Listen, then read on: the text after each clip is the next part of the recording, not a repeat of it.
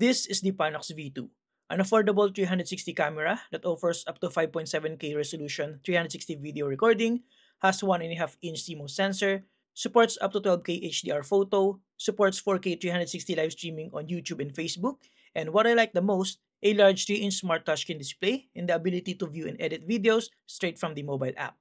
It's actually pretty easy to use. With a 360 camera like this, it allows for a ton of creative shots that are otherwise won't be possible using a standard camera.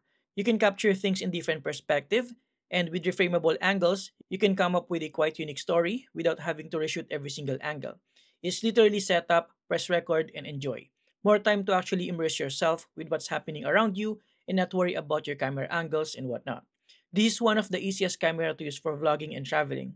And this is good for beginners and for those who are dipping their toes on a 360 camera because it is more affordable.